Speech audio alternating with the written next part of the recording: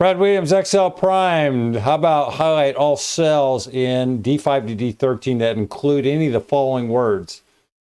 All we're going to use in terms of conditional formatting is the ISNUMBER, the search. That's all wrapped into the sum product. Why are we using ISNUMBER? Well, because search, it just simply finds the position. And that number is, it's converted over. True and false. So the sum product is going to then do its thing.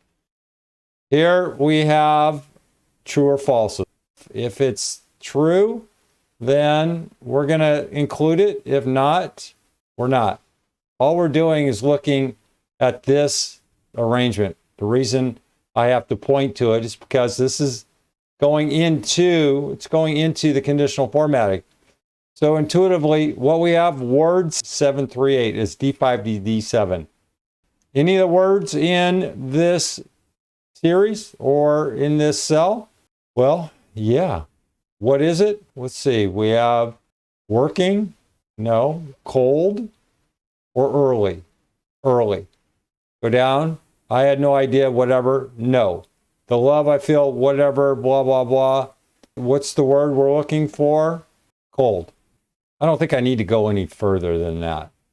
This is search, not case sensitive. Keep that in mind. Below, if you want to reverse this.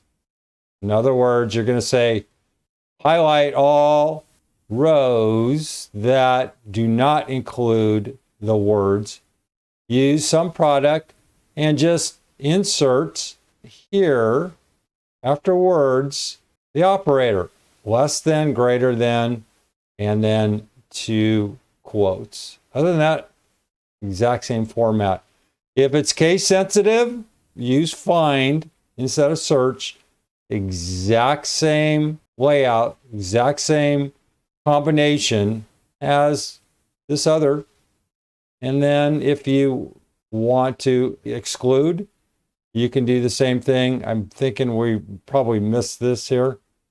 In short, I want you guys and gals, to go ahead and just read this summary, look at the anatomy, and then just plug this in to the four hypotheticals here and see what the output is.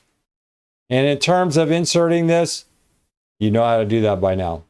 If not, if this is all new to you, what you want to do is you're going to highlight this range. You're going to grab this information, and this is just purely for tutorial purpose. Copy this. Highlight this range. Highlight the range.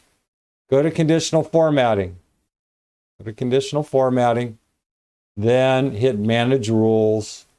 Because this is locked up, close.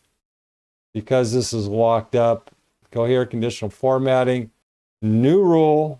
Use a formula, type it in here, or paste it, or enter it, this formula, change the format, and then hit OK. Because there's already a condition in there, so manage rules, edit rules. Here's the format. Be careful, be careful. Conditional formatting is buggy.